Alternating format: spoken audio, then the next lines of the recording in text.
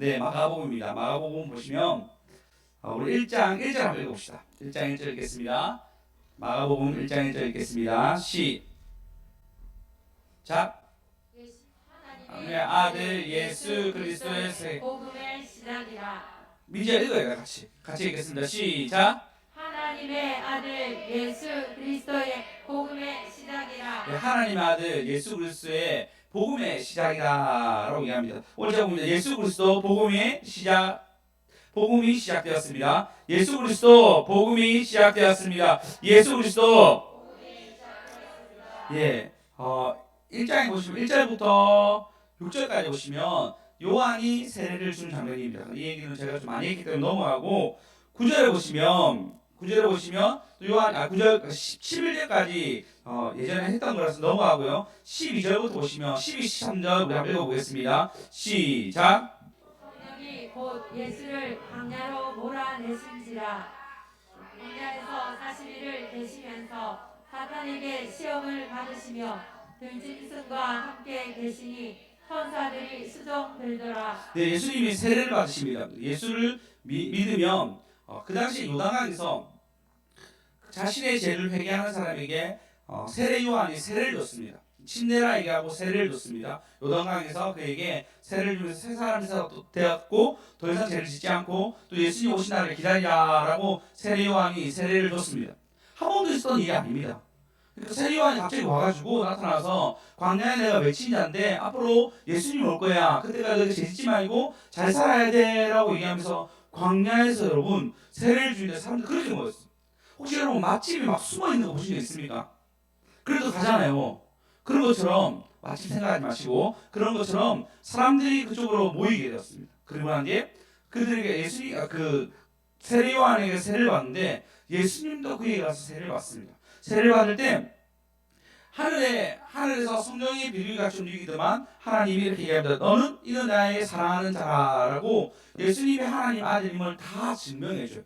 그걸 다 보자마자 그때 보자마자 많은 사람들이 그걸 봤을 거 아니에요. 세례 받는 것을. 그리고 하늘에서 비둘기가 떨어지는 것도 보았고 심지어 그 사람들이 막 줄지어서 세례를 받으려고 요한을 보려고 나왔는데 수많은 사람들이 봤는데 그때 막 당당하게 딱 일어선대요. 일어서가지고 내가 드디어 세례 받는 거 봤지? 이게 왕의 대관식이야. 나를 따르라 하면 되는데 예수님 그렇게 안 하십니다. 전혀 그렇게 안 하시고 뭐 하시냐면요. 사단에게 시험 받으러 합니다. 그리고 난 뒤에 40일 금식하세요.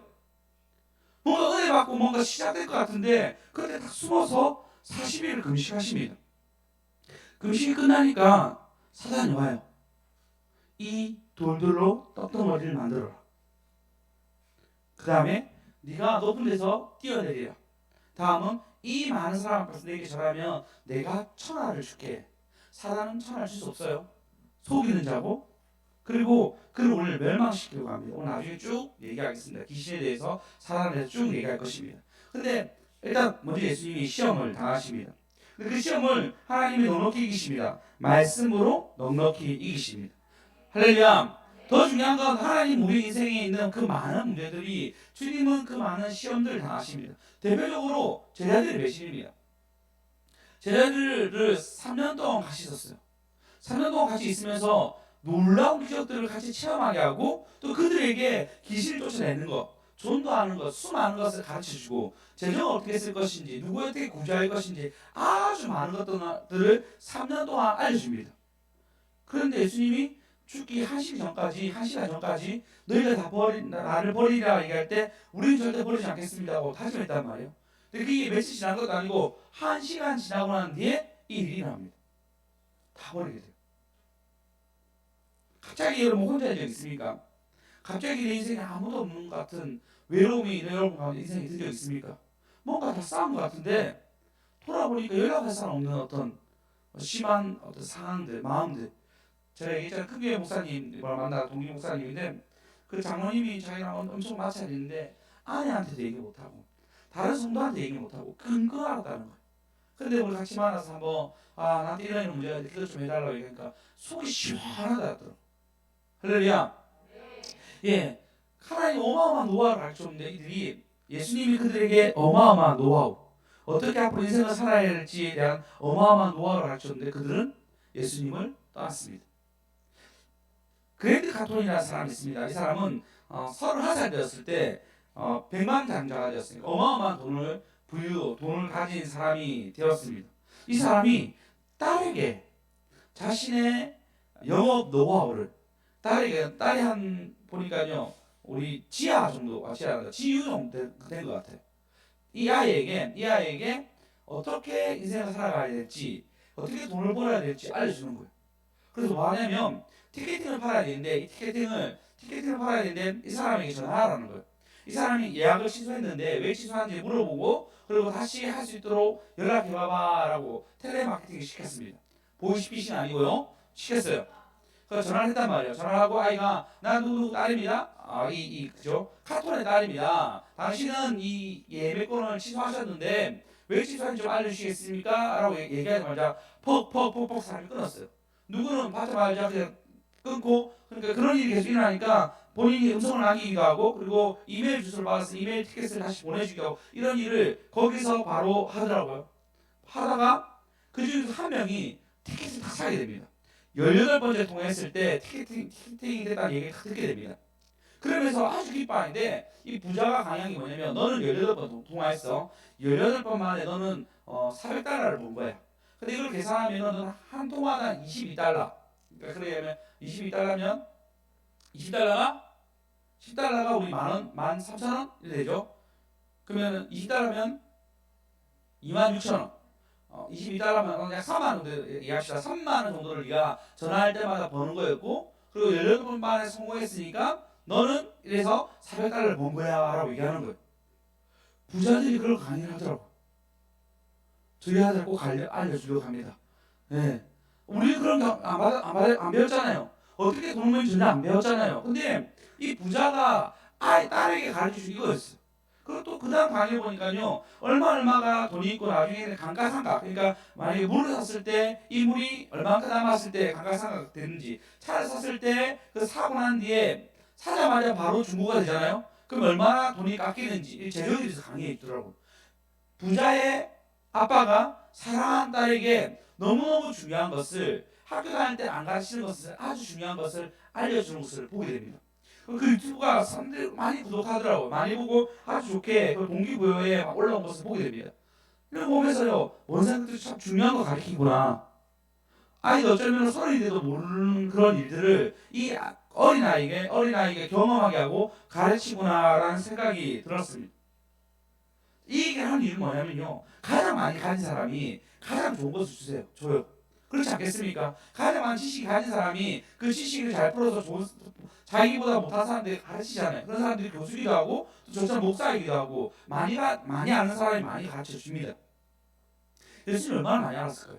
제자들도 3년 동안 지냈는데 여러분 대학도 여러분 4년이다 4년이고 6개월씩 다 방학이 있죠. 근데 예수님은 3년 동안 그들과 같이 먹고 마시고 다 지냅니다. 그 3년 동안 어마어마한 것을 알려줬단 말이에요.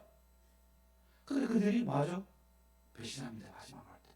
가장 중요한 순간에 예수님 곁에 있지 않습니다. 제가 이 말한 것은 예수님이 여러분 받는 많은 수치와 아픔과 괴로움과 슬픔을 그분이 다 아신다는 것입니다. 할렐루야. 여러분 가지고 있는 그 많은 아픔들을 주님이 알고 계세요. 민지야, 너의 아픔을 주님이 알고 계셔. 잘 들어라. 잘 안 듣고 있는 것 같은데. 듣고 있어. 선생님 바로 봐야지 공부를 잘하는 거잖아. 목소리 좀 봐줘. 다 보인다. 휴대폰 조심하라. 아니야. 네. 예수님은 그에게 3년 동안 있었으면 아마 학교 다니는 대학원 아니 박사학위까지 받을 수 있는 어마어마한 시간 동안 같이 있었습니다.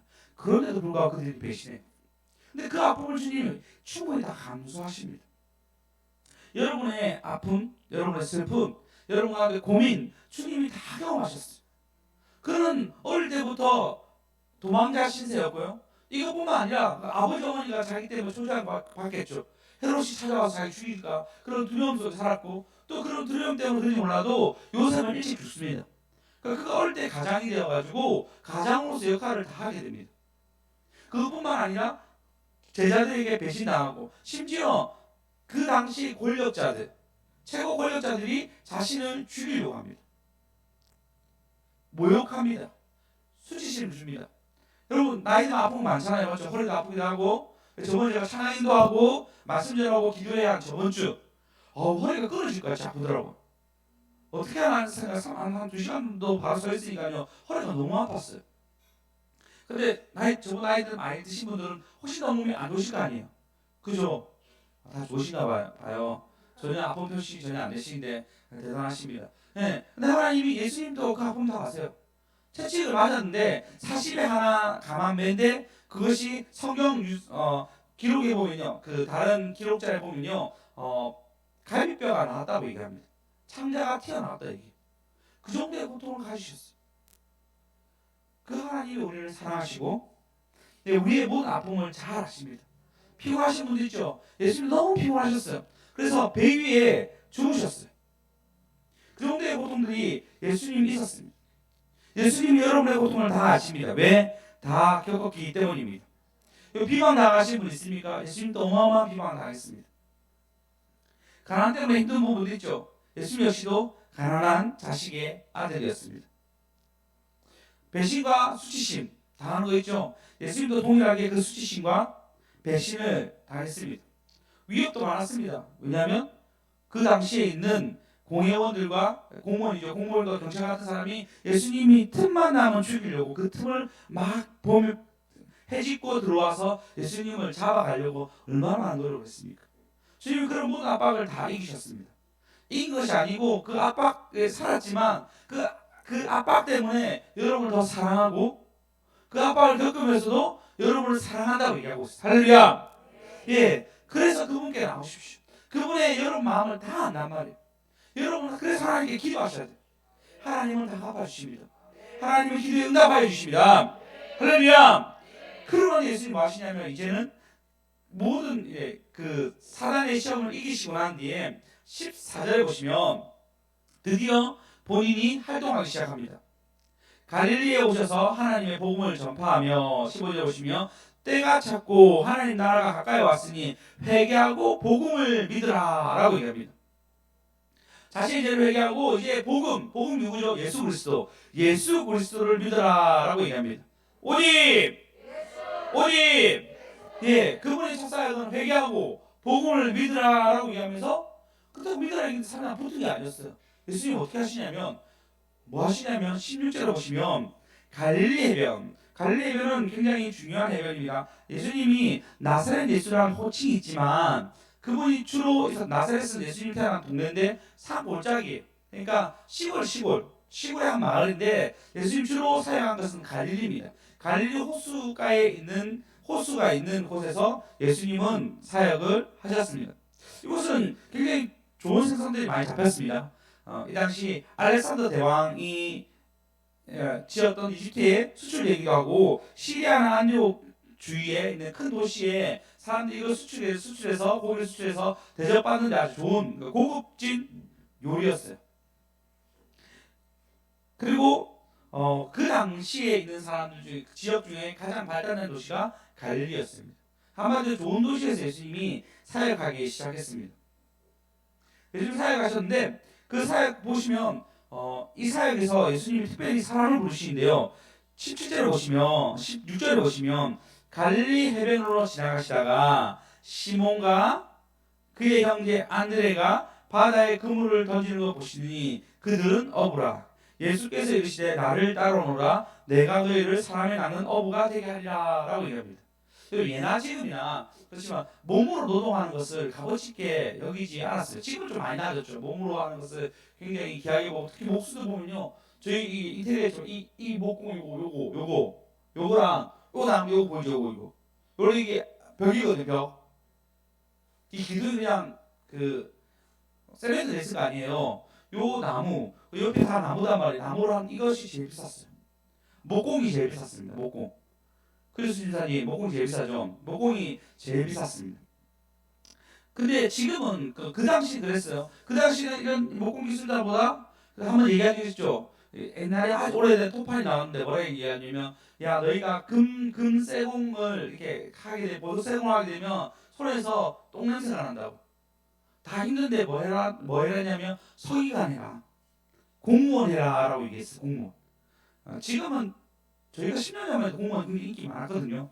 지금은 이제 너무 물가가 올라서 거기에만큼 돈이 굉장히 극하게 동감하시네요.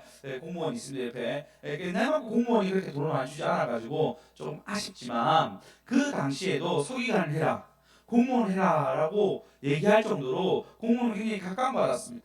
하나님 예수님 그런 사람 부르면 되는데 예수님 뭐 하시냐면요, 부르는 사람이 누구였냐면 어부였습니다. 어부였어. 가난한 사람이었고 힘든 사람이었어. 그리고 업은 뭐죠? 한번 꼭 잡혀야지 돈을 파는 거잖아요. 뭐 하루살이 할 수 있고 많이 팔 수 있고, 그 당시에 여러분 냉동이나 이런 것들이 어림이나 이런 게 잘 되지 않았기 때문에 요거 잡고 그리고 물에 살아있지 죽어보면 그럼 폐사되는 거 그냥 버리는 거예요. 그러니까 잘 살려서 가기 굉장히 어려웠단 말이에요. 그러니까 오늘 잡아가지고 오늘 돈을 벌어야 될 상황이었습니다. 그런 어부들을 불러가지고 예수님이 이 복음의 공동체를 만들어 갑니다. 보시면 18절 보시면 곧 그물을 버려두고 따르니라 라고 얘기합니다. 19절 보시면 조금 더 가시더니 세베대의 아들 야고보와 그 형제 요한을 보시니 그들도 배에 있어 그물을 깁는데 곧 부르시니 그의 아버지 세베대의 품꾼과 함께 배를 버려두고 예수를 따라가니라. 그래서 모든 세베대의 아들들이 요한과 야고보와 요한이 그물을 던져놓고 예수님을 바로 따릅니다. 보시면 품꾼도 있었거든요. 배도 있었어요. 어느 정도 돈이 좀 있는 사람이었습니다. 제가 예전에 한번 얘기한 적이 있었는데 20살 때 제가 20살 때 서울에 놀러 간 적이 있었습니다.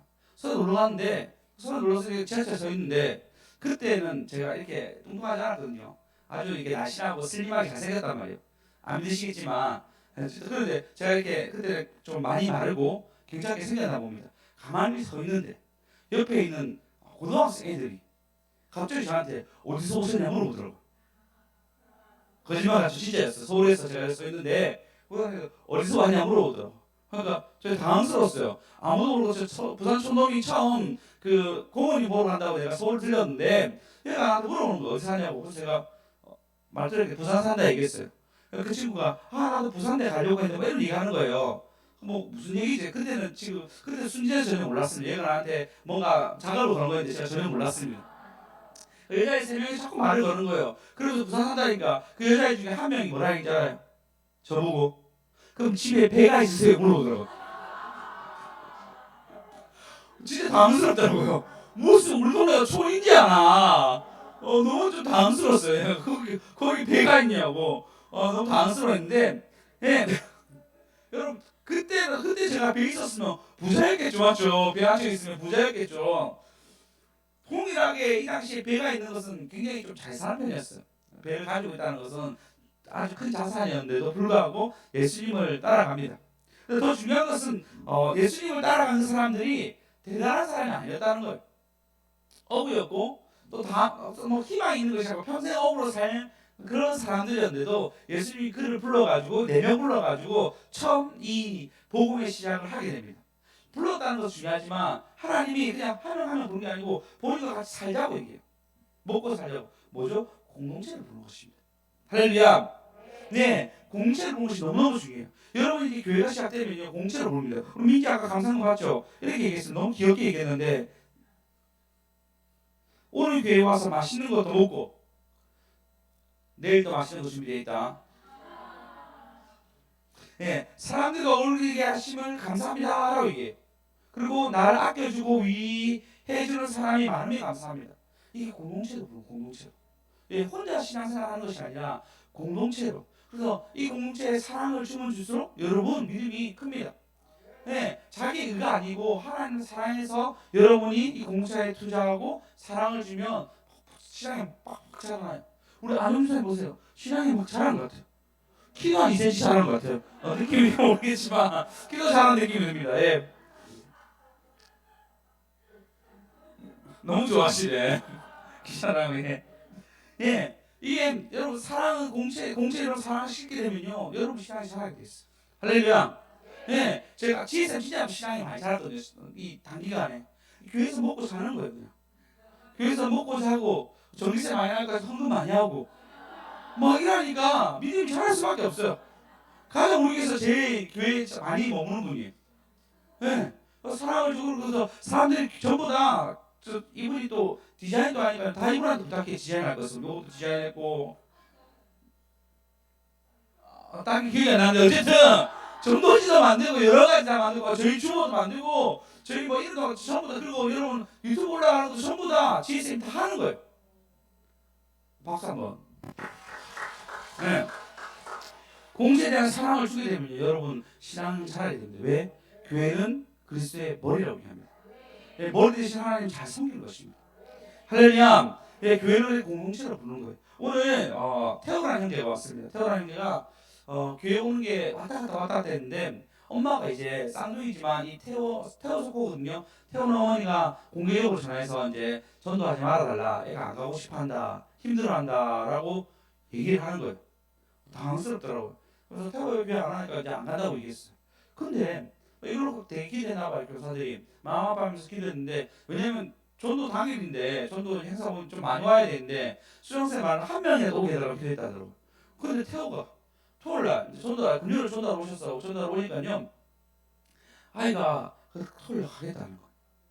토요일날 가겠다는 거야. 너무 기쁜 소식이잖아요. 그리고 실제 다 가서 보니까 애들 20명이나 22명이나 온 거예요. 예, 명지에서도 오고 어디고 저기 정관에서도 오고 겸이 치고 겸이 어디서 겸이 갑자기 일어서네 겸이 저는 겸이 친구도 오고 민지 친구도 올 줄 믿습니다. 민지 부담줘서 미안하다. 잘 못 들어주시고 너무 당황이 아닌데 민지 지금 얼굴이 지금 눈빛처럼 변하고 있습니다. 얼굴이 빨개지고 있습니다. 예, 그렇게 이 친구가 온다 얘기했는데 오늘 너무 좋았나 봐요. 내일 또 온답니다. 할렐루야. 이렇게 복음은 여러분 아름답게 흘러갑니다. 어떻게 해요? 공동체의 기도를 통해서. 네, 조사님이랑 또 교사 너무 수고해서 박수를 막 계속 복음이 좀 전진될 수 있도록 기도해 주십시오. 이 영혼들이 자라서 하나님의 사람이 되고 이 지역에 많은 복음이 흘러가지고 아이들이 예수 그리스도 사람이 너무너무 기쁘지 않겠습니까? 이렇게 모두의 수고가 일어나는 거예요. 모두의 수고를 통해서 누구 수고했어요 오늘? 교사밖에 수고 안 했습니까? 하나님 참 수고했네, 맞죠? 그죠? 또 멀리서 태우고 오시는 우리 경영사님이나 수진사님 오셔가지고 노동도 했어요. 전기가 좀 이상했거든요. 차단되는 거 와가지고 차단 다 고치고 양말 다 젖고 어마어마한 일이 있었습니다. 그런 수고를 그때 현안쌤 전화했는데 전화 안 받더라고요. 속상했어요. 예. 물론 이것도 전화 가지고 다른 것도 전화했습니다. 예. 하나님은 우리에게 직분과 나이와 성별과 상관없이 우리를 공동체로 부르셨습니다. 서로 사랑하고 이해해주고 기도해주는 공동체로. 그래서 이 공동체가 어떤 말이냐면 우리가 하나님 형상이 되어서 사람들에게 보여주는 거예요. 이게 너무 중요합니다. 이게 교회의 가장 큰 아주 좋은 형태. 전도를 막 나가는 것도 있지만 전도 나가는 것뿐만 아니라 우리가 예수님의 사랑을 닮아서 복음을 전하는 것이 그리고 우리 사랑의 모습으로 복음을 전하는 것이 아주 큰 힘이 됩니다. 할렐루야. 네, 다른 것이 아니에요. 그 사람이 설교로만 될 것 같습니다. 아닙니다. 성경은 세 가지 얘기합니다. 기도, 교제, 그 다음 예배. 물론 세 가지 다 합쳐져야 됩니다. 그리고 대부분의 사람들이 성경 공부를 통해서 예수를 믿었다는 수많은 가정을 제가 좀 들었어요. 그래서 저희가 성경 공부를 어떻게 할 건지 고민하겠습니다. 안 되면 수정쌤이 했던 것처럼 핸드폰으로도 영상이나 좀 해서 성경 공부를 좀 일기 좀 만들어서 그 다음에 제가 하게 되면 그 다음 사람이 좀 이어갈 수 있도록 리더를 성경에 탄탄한 사람들 좀 만들어야겠다라는 생각이 좀 계속 많이 들고 있습니다. 네, 그렇게 여러분 자주 만나고 자주 얘기하고 서로의 마음을 털어놓고 기도할 수 있는 공동체가 돼야지. 그리고 그것이 사랑이 흘러가는 공동체가 돼야지 아름다운 공동체가 되는 것입니다. 할렐루야. 그렇게 마음 먹잖아요. 그럼 하나님이 우리에게 뭔가 주세요. 공동체에게 나눌 수 있는 뭔가를 주세요.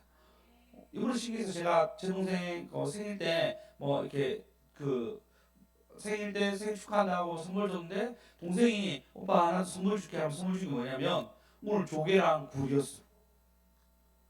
조금 주지 않는다고 많이 준 거예요. 그래서 이거 뭐죠? 많이 줬다는 것은 나눠란 거잖아요. 교회에서 같이 먹었어요. 교사를 잘 드시더라고요. 예. 선수한테 급히 먹었다 얘기 들었습니다. 소문 들었습니다. 그게 뭐죠? 그냥 나눌 수 있는 기회를 주세요 하나님이. 여러분 공동체 사랑하면요, 사랑하는 마음만큼 하나님 어떻게 했노? 뭔가 나눌 수 있는 시간적 여유와 마음적 여유와 물질적 여유, 아니 어떤 선물을 통해서 나눌 수 있는 기회를 줍니다. 민지가 이렇게 얘기한 것만 해봤죠. 나눔이 되고 우리한테 큰 힘이 되잖아요. 그렇지 않습니까? 그래서 작은 거라도 나눌 수 있는 힘을 주세요. 우리 아이들 보면요, 그래요. 아이들 보면 진짜 춤 안 출 줄 알았는데 갑자기 유리가 막 춤추기 시작하고, 애들 춤추기 시작하고, 주혁이 그래 큰 소리 내니까, 아니요, 지우가 먼저 큰 소리 내니까 아이들 큰 소리 내기 시작하면서 예배가 또 바로 서게 되고, 그리고 몰랐죠. 겸이가 전도할 줄. 겸이가 전도할 줄 아무도 몰랐죠. 네. 또 겸이가 전도했는데 1타 2피였어요. 네, 그 가족이 온 거예요, 가족도. 그리고 우리 뭐 절대 안 될 것 같은 명지에서도 지금 2명이 나오고, 계속 오긴 힘좀 모르겠지만 한 번 복음 들어간 것이 기억나게 됩니다. 네, 할렐루야. 그런 것처럼 공동체 가운데 사랑이 계속 넘칠 수 있도록 여러분의 마음과 생각을 하나님께 좋아 여러분 되었으면 좋겠습니다. 할렐루야. 마지막입니다. 하나님이 또 뭘 하시냐면요, 3절에 보시면 21절에 보시면 예수님이 가버나움에 들어가지라. 가버나움에 보시면 가장 큰 도시 중에 하나인데요, 갈릴리 지역에, 그 지역에서 안식일에 해당에 들어가 가르치시니. 해당은 이스라엘 백성들이 성전에 매일마다 갈 수 없으니까 가까이 교회가 있다 생각하면 됩니다. 성인 남성 13명 정도, 13살 된 아이들 10명 정도가 있으면, 13살 된 정도의 10명만 있으면 해당을 만들 수 있었고, 그 해당에서 해당장이 뭐 저처럼 목사가 막 설교하는 것이 아니고, 해당장이 대표가 되었지만 설교하는 사람 돌아가면서 설교할 수 있도록 허용해 줬습니다. 그래서 만약에 누가 있으면 당신 오늘 설교해 보십시오, 당신 깨달음 얘기하십시오 하면 그 사람이 나와서 깨달음 얘기하는데, 대표적으로 서기관이라는 사람들은 율법에 대해서 가장, 그러니까 성경에서 아주 많이 알고 있었어요. 그 사람들이 이 설교를 할 때 참 많았단 말이에요. 좋은 설교를 하게 되면 사람들이 난해 구절, 잘 모르는 것을 이렇게 하나님 말씀하신 거야 라고 얘기하면 사람들이 위대한 랍비가 났다라고 칭찬하고 좋다라고 박수를 쳐줬습니다. 근데 22절에 보시면 예수님이 들어가서 가르치시는데, 무슨 사람이 그의 교훈에 놀라니 이는 그가 가르치는 것이 권위 있는 자와 같고, 그 당시 아주 뛰어난 랍비와 같고, 근데 서기관들과 같지 아니하지라. 뭔가 좀 다르다는 거예요.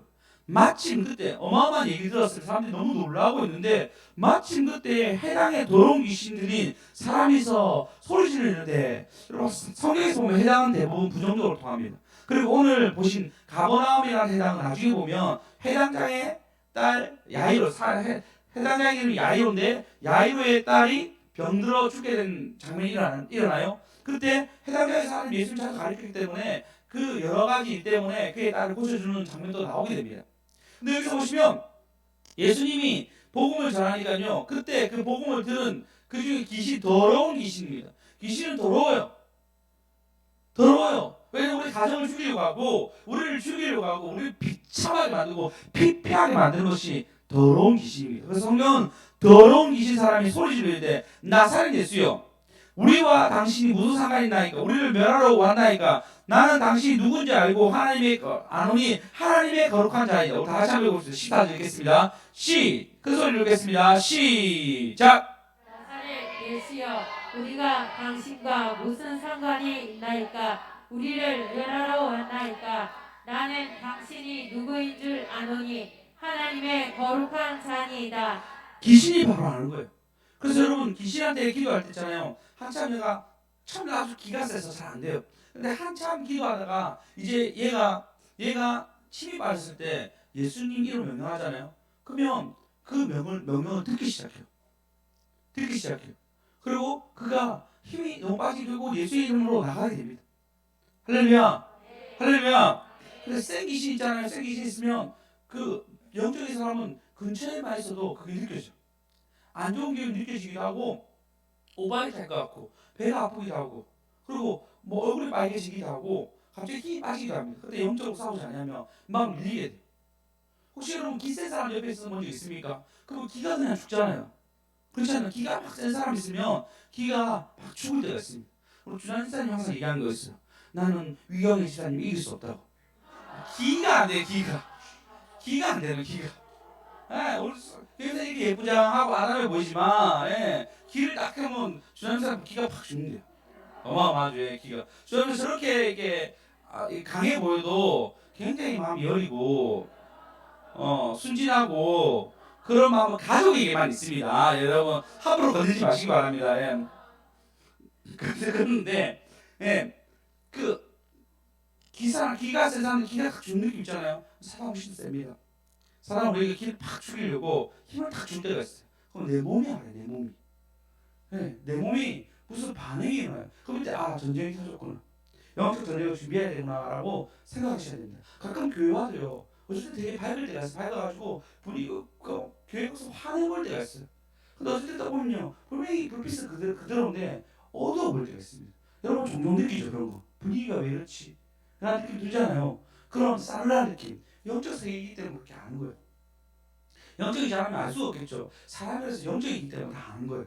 그런 느낌들. 심지어 여자들 같은 경우는 남자 얘기하지 않아도 그러니까 마음을 때 얘기하잖아요. 여자들 예민하게 얘기하잖아요. 그죠? 하나님 더 예민하게 지금 첫 번째 우리를 남자 만들 때는 대충 만든 거 아니겠지만 두 번째 만들 때는 더 잘 만드신 것 같습니다. 확실하게. 여자들 훨씬 더 예민하게 잘 반응하게 돼요. 훨씬 더 영적이고. 그래서 또 마음이 더 상하게 되면 오히려 여자들이 더 많은 공격을 당하죠. 그래서 성경은 약한 그릇이라 이에요. 약한 그릇이야. 약하다 말. 남자도 약합니다. 예. 어쨌든 그렇게 귀신은 우리에게 다가가게 됩니다. 이거는 성경이 명확히 얘기하고 있습니다. 귀신의 형태를 좀 얘기하고자 합니다. 마태복음 10장에 보시면 이렇게 얘기합니다. 10장 15절 보시면 내 아들을 불쌍히 여기소서 그가 간질로 심히 고생하여 불에도 넘어지며 물에도 넘어지니라. 불과 물에 넘어져서 주의를 만드는 거예요. 무섭습니다. 불과 물에 넘어져가지고 그 사람 불에 넘어져서 그냥 화산 덩어리겠죠. 물에 들어가서 죽을 뻔했겠죠. 물론 우리가 화산당해서 다 그렇다고 얘기할 수 없겠지만 이런 그런 간지까지 있다 얘기합니다. 그러니까 이런 영적인 것들이 괴롭히는 거예요. 실제로 제가 예전에 교회에 있을 때 간지로 쓰러지는 몇 명 있었어요. 물론 이게 영적이다 그렇게 얘기할 수 없겠지만 잘 몰랐으니까. 지금은 좀 알 것 같아요. 그때는 제가 청년이라 잘 모르겠어요. 다들 그때 어른들이 그때는 막 기도하더라고요. 좀 낮게 하다가 막 기도하는 걸 본 적이 있었습니다. 이것뿐만 아닙니다. 25절에 보시면 마가복음 잠깐 맞나? 25절. 마가복음 25절요. 죄송합니다. 몇 절인지 잘 모르겠습니다. 읽어드리겠습니다. 예수께서 무리가 달려와 모이는 것을 보시고 더러운 귀신이 꾸짖어 말하되 말 못하고 못 듣는 귀신아, 말 못하고 못 듣는 귀신아, 내가 내게 명하노니 그 아이에게 나오고 다시는 들어가지 말라라고 얘기하니까요. 귀신이 소리 지르며 아이로 심한 격려를 일으키고 나가니 그 아이가 죽게 된 것 같이 되어 많은 사람들이 죽었다 하더라 하는데 살았다라고 얘기합니다. 말 못하게 하고 더러운 귀신아 꾸짖어야 말 못하게 하고 못 듣는 귀신아라고 얘기하고 있습니다. 귀신이 말 못하기도 하고 그리고 못 듣게도 하는 것도 있습니다. 또 마태복음 5장에 볼까요? 5장에 보면은 군대 귀신들이 나옵니다. 더러운 귀신 들린 사람이 무덤 사이에 나와 예수를 만난지라라고 2절에 얘기합니다. 마태복음 5장이죠. 마가복음 5장이죠.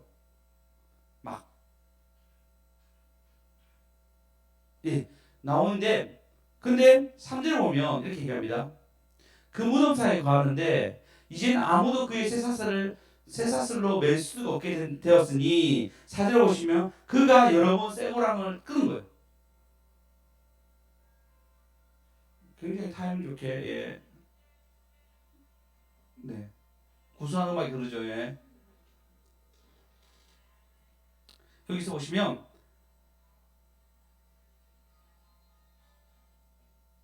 쇠고랑을 끌을 정도 힘이 있습니다. 여러분 사단 진짜 힘 있어요. 사단 한번 있으면요, 어떻게 힘으로도 이길 수가 없어요. 여기 얘기합니다. 고랑을 끼웠습니다. 그 쇠를 끊을 정도 힘이 있습니다. 그래야 아무도 그를 제어할 힘이 없지라. 잡았는데도 끊는 거예요. 그리고 이렇게 합니다. 밤, 낮, 무덤 사이에 산에서나 늘 소리 지르며 돌로 자기의 몸을 해치고 날카로운 돌로 자기의 몸을 해치는 것이 이 귀신의 특징이었어요. 죽이려고 하는 거죠. 힘도 세고. 그때 예수님이 그에게 찾아가서 그에게 명령하죠. 그리고 귀신이 떠나는데 어떻게 하죠? 그냥 안 떠납니다. 돼지, 떼, 200마리를 다 죽입니다. 그리고 떠나가는 거예요. 사단은 그렇게 집요하게 사람을 자해하기도 하고, 그리고 물에도 불에도 떨어지게 만들고, 기머거리나 벙어리 귀신 되게끔 만듭니다. 실제로 이런 일이 있어요. 이것뿐만 아니라 분노를 나타내기도 하고요, 그리고 슬픔을 나타내기도 하고, 심한 우울증에 죽는 사람도 있잖아요. 그렇게 죽이려고 하는 것이 사단입니다. 정찰자 상상합시다. 시작. 정찰이자, 정찰이자, 정찰이자. 사단은 틈을 타고 있습니다. 우리가 조금만 그런 마음 들잖아요. 그러면 바로 들어가요. 돼지째 200마리 죽잖아요. 폐사당하잖아요. 그럼 사단이 어디 가겠어요? 어디로 가겠어요? 멀리 안 갑니다. 진짜 멀리 안 갑니다. 그가 떠나더라도 누가복음 11장에 보시면 이렇게 얘기합니다. 누가복음 11장 24절 읽어봅시다. 다 읽겠습니다. 시작. 더러운 귀신이 사람에게서 나갔을 때 물 없는 곳으로 다니며 쉬기를 구하되 얻지 못하고 이에 이르되 내가 나온 내 집으로 돌아가리라 하고. 다음 절요. 가서 보니 그 집이 청소되고 수리되었거늘. 그 다음 절요. 이에 저보다 더 악한 귀신 일곱을 데리고 들어가서 거하니 그 사람이 나중 형편보다 전보다 더 심하게 되느니라. 예, 그래서 여러분, 우리도 마찬가지예요. 우리가 귀신이 있다 없다 떠나서라도 여러분 이 마음에 상처받든지 교회를 다 떠나게 되잖아요. 그러면 희한하게 독한 마음 생깁니다. 한번 떠난 사람이 갑자기 그냥 잘 안 돌아와요. 어떤 일이 있어야 들어오지 웬만하면 마음이 탁탁해지고 굳어집니다. 똑같아요. 귀신이 영이 탁 떠나가잖아요. 그럼 그때 상쾌한 것 같아도 여러분 깨끗해졌어. 근데 복음으로 막 채워지지 않잖아요. 막 더 악한 귀신 7명이다 얘기합니다. 더 악한 놈이 들어옵니다. 그래서 여러분의 마음과 생각과 그리고 영적으로 데미지 있는 사람들은 복음으로 계속 채워야 돼요. 귀신 나간 만큼 복음 들어오고 귀신 나간 만큼 복음 들어와서 복음으로 채우지 않으면요, 귀신이 우리를 어떻게 행동할지 몰라요. 어떻게 죽일지 몰라요. 신기해요. 귀신이 어떻게 하냐면요, 어떤 사람 말씀만 들으면 잠자게 해요. 그래서 제가 많이 봤어요. 초창기에는 처음에 들어오면 계속 잠자게 만들어. 아니면 반대로 잠은 안 자는데 눈을 부릅뜨고 보고 있어요. 이렇게. 그럼 깜짝 놀라죠. 부릅뜨고 봐요. 분노에 이글이글거리는 눈빛으로 부릅뜨고 보게 됩니다. 어떤 사람은 눈이 희미하게 있을 때도 있어요. 이것뿐만 아니라 제가 이런 경험을 많이 해서 그렇습니다. 하나님 이상하게 좀 그런 경험을 할 수 있는 교회를 좀 보내셨고, 그리고 그런 경험들이 여러 번 있었어요. 여러 번. 제일 힘들었던 게 뭐냐면 시험 전날에 목사님이 너희 집 앞에 지금 귀신 들린 아이 있으니까 걔 집에 못 가게 하고 붙잡고 있어라 했는데 그게 개정시장 한복판이었어요. 시장 한복판, 그 당시 시장은 되게 사람들 많이 왕래했거든. 지금도 개정시장 많이 왕래하잖아요. 그 한복판에 딱 시장 한복판에 걔 데리고 있어라는 거예요. 와, 사람 미치겠더라고요. 이 얘를 어떻게, 내가 차도 있는 것도 아니고 그 당시에 아무것도 없었으니까 뭐 했냐면 공중장화 박스 안에 둘이 써 있었어요. 어찌나 무섭든지. 근데 내가 괜찮아요 막 이런 얘기했는데 결국은 이제 1시간 정도 그때 연산동이었으니까 연산동까지 와가지고 1시간 정도 걸려가지고 얘를 데리고 가는데, 그때 순순히 데려가다 교회 앞에서 안가 소리 질렀어. 그런 일들이 참 많았습니다. 여러분, 사단은 여러분 어디 안 갑니다. 기억하십시오. 근처 가요. 그리고 근처에 계속 맴돌고 있습니다. C.S. 루이스의, 제가 이렇게 얘기해도 목사님 특이한 체험은 이런 게 아니고 성경에 나와 있고요. 심지어 여러분 C.S. 루이스라고 나니아 연대기 쓰신 분이 있습니다. 혹시 알아? 나니아 연대기 본 적 있니, 민지야? 본 적 없어? 반지의 제왕 알아? 그것도 몰라? 민지 몇 년생이야? 06. 수장생 학번하고 똑같네. 많이 놀랬다 지금. 그렇구나. 굉장히 유명한 소설이고, 그 다음에 그 뭐죠? 이미 작품으로 나왔잖아요. 맞죠? 영화로 나와 있어. 한번 꼭 봐봐봐. 나니아 연대기가 있는데 너무 유명한 명저죠, 명저. 이 사람 중에 하나가 스크루테이프의 편지가 있습니다. 스크루테이프는 얘는 사탄이에요, 사탄. 귀신이죠. 사탄이 자기 조카에게 편지 쓰는데 이 조카가 한 아이를 맡은 거예요. 맡아가지고 지옥으로 떨어뜨리려고 하는데 이 아이가 자연스럽게 복음을 믿게 되고 그리고 이 사단이 쫓겨나는 것에 대해서 스크루테이프의 편지, 그러니까 삼촌이 이 꼬마 귀신에게 편지를 쓰는 겁니다. 이렇게 해라 조언해 주는 건 편지를 쓴 것이 C.S. 루이스가 쓴 글입니다. 결국은 그 뭐냐면 결론적으로 뭐냐면 예수 안 믿고 죽이는 것이 목적이에요. 꼭 읽어보십시오. 정말 좋은 책이고 아주 기독교계에서 아주 유명한 책입니다. 그리고 재밌어요. 스크루테이프의 편지인데 박효신 장로님의 간증을 든 적이 있었습니다. 간증 들어보니까요. 자기가 어디 집회 가가지고 그리고 갔는데 거기서 귀신이 막 쫓아내는 일이 일어나는 거예요. 갑자기 남자 음성을 하면서 그 어떻게 남자 음성을 하면서 기도하고 있는데 기도하지 말라는 식으로 손으로 있잖아요. 박효신 장로님 사타구를 확 잡으려고 했다더라고. 그 말로는 내가 젊었을 때 날렵해서 피할 수 있었다 얘기하더라고. 피해가지고 있었는데 피하고 나는데 막 기도하니까 혀를 내면서 이랬다더라고. 그래서 계속 기도하니까 한참 기도하니까 떠난다는 거야. 너 어디로 떠나냐 물으니까 얘 친척집 속초로 간다는 거야. 그럼 내가 그곳에 복음 전할 거야 얘기하니까 한참 깎아보고 있으면 걔들은 절대 예수 안 믿어. 나 그 집으로 갈 거야 이게. 여러분 제사 지는 집 있죠? 긴장하십시오 여러분. 그 귀신 제사 지낼 때 제사 지는 집에 가가지고 얘기했는데 야 막 귀신 막 있어 막 그러니까 야 오늘 저녁에 내 친구들 다 온다 얘기하는 거예요. 제사 지는 집들 귀신이 딱 있는 거예요 여러분. 어디 가겠습니까 여러분. 제사 많이 지는 집도 있죠. 긴장하셔야 됩니다. 예전에 배선 임사님 7번 정도 지냈댔나요 제사를요? 10번요? 12번요? 1년에 12번? 또 달달이 지내셨네요. 좀 는 느낌인데 그때 7번이었는데 12번네. 아 7번? 좀 많이 지내셨네요. 예. 네. 그렇게 들으셨는데 그 귀신 다 어디 갔겠습니까? 결혼 잘못했네 죠. 우리 집은 예수님 집이었는데 곤란하네요. 예. 그 귀신 어디 갔겠습니까? 그때마다 귀신들 불러서 오는 거였는데 12번이었으면요 달달이 계속 했단 말이잖아요. 귀신,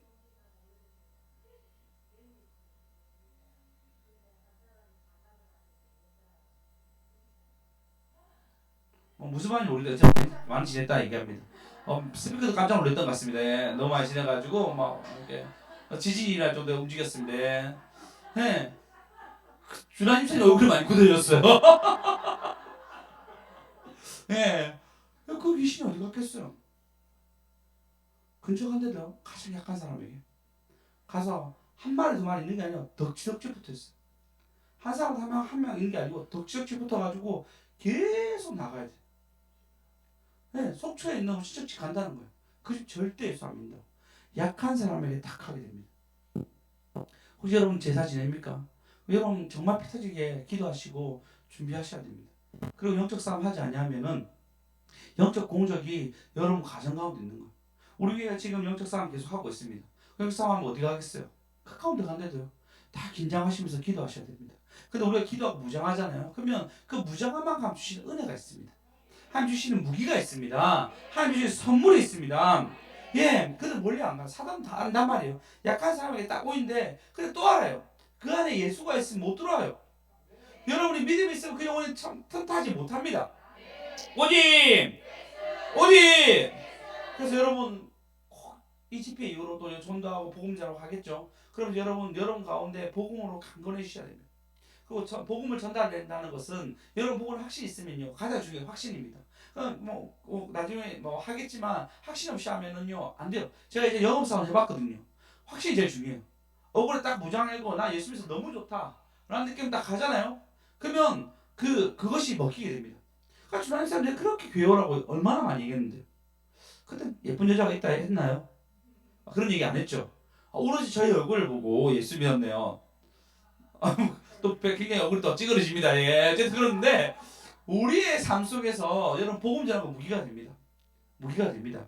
그래서 저희 이제 이번부터 복음을 전하는 자리에 서게 되겠죠. 기대됩니다. 그리고 전도 대장을 뽑고 있습니다.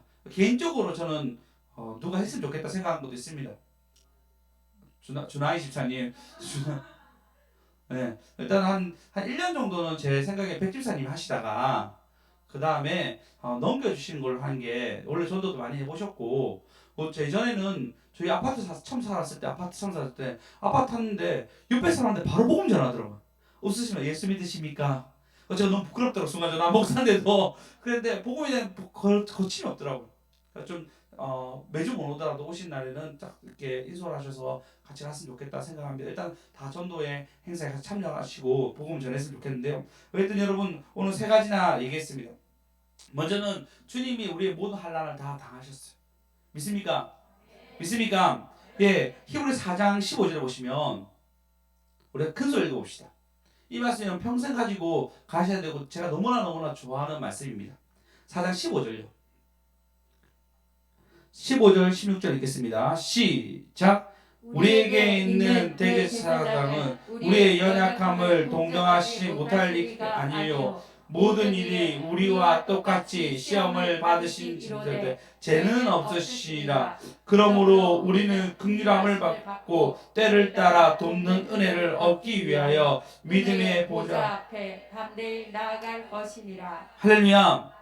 예, 그분의 우리의 연약함을 동정하지 못할 리가 아니고 우리와 똑같이 시험을 당하는데 죄는 없습니다. 그리고 11절 보시면 우리는 그 긍휼함을 얻기 위해서 때를 따라 돕는 은혜를 얻기 위해서 은혜의 보좌 앞으로 나간다 얘기합니다. 여러분 은혜의 보좌 앞으로 나가십시오. 지금 우리가 기회가 있어요. 뭐죠? 전도하는 거예요. 전도. 제가 김해 동부교회인데 김해 동부교회는 그냥 어디서나 전도하라고 얘기해요. 어디서나. 그 전도지 두세 개 두고 와가지고 집에 가기 전에 누구 만나면 예수 믿으세요 이렇게 하고 오는 거예요. 그냥 쪽지 전하는 거예요. 예수 믿으세요. 그렇게 전도하라는 거예요. 그냥. 그 교회가 그래서 매해 몇천 명씩 전도해서 옵니다. 다 남는 거 아니지만 복음을 전달할 수 있도록 김해 동부교회가 그렇게 전합니다. 그렇죠. 딸이 크게 다닌다더라. 딸도 열심히 전도하고 있습니까? 저희 교회 와서 좀 전도 좀 해주시다.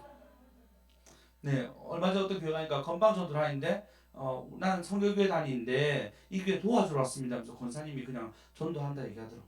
여러분 그래서 전도 훈련하십시오. 다들 저희가 좀 되면은 전도지를 좀 만들어가지고 아무 때나 집에 가서 예수 믿으세요 얘기하면 되잖아요. 한 번씩 얘기하다 보면 여러분 용기 생깁니다. 그러다가 탁 걸릴 때가 있어요. 예수 믿어야 되겠다 하는 사람이 있어요. 네.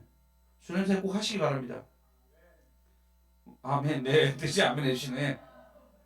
예, 그렇게 전도하는 거예요. 전도해서 복음 전하는 것이 힘이 되고 전사는 그렇게 금요일마다 전도하러 갔거든요. 전도하러 가니까요, 막 결과가 난 거 아니었어. 전도 잔치 하니까요, 걔들이 온 건 아니지만 여러 명이 와가지고 그러니까 생각지 못한 애들 오는 거예요. 그러니까 전도를 하는 것은 그 사람 믿는 거 아니더라도 내가 전도한 걸음을 기억해서 사람을 보내주세요. 그게 여러분 열매가 되고 여러분의 축복의 기도가 됩니다. 그래서 여러분 전도하는 게 절대 안 망해요. 왜냐면 전도하는 교회에 재정이 필요한 거면 재정 부어주시고, 예, 전도한 교회에 사람을 일꾼이 필요한 거 일꾼 보내주시고, 그리고 복을 받게 되는 거예요. 배대 임사님 저번에 한번 저희 집에 얘기했잖아. 저희 집에 갔는데 할머니들이 10명 있는 거예요. 10명. 저희 집에 놀러 왔는 거예요. 전부 다. 그래서 제가 갔죠.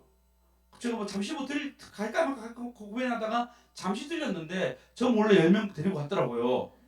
그 가가지고 제가 인사하면서 예 제가 여기 막내 사입니다. 반갑습니다. 재밌게 놀다 가십시오라고 얘기했는데 그분들이 어이구 그 사이냐면서 아니 아들이란다 막 서로 막 얘기하더라고요. 갑자기 저는 아들이 분명히 사이라 얘기했는데 서로 막 의견이 다르더만 그래도 제가 목사인데 한번 교회 오십시오 하고 그러니까 왔어요.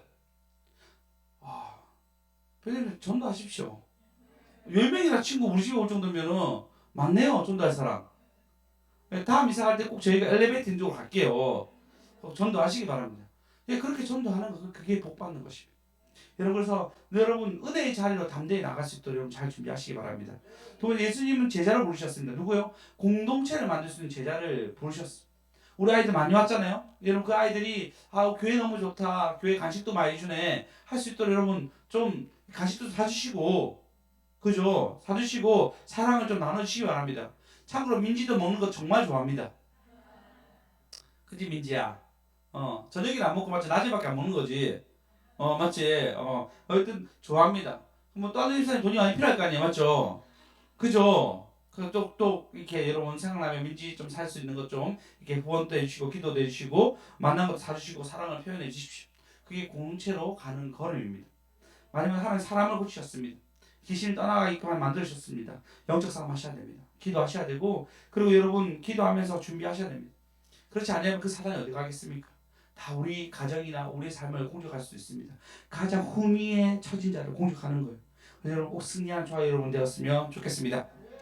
우리 한번 기도하며 나갔으면 좋겠습니다. 당신은 시간을 뚫고 이 땅 가운데 오셨네.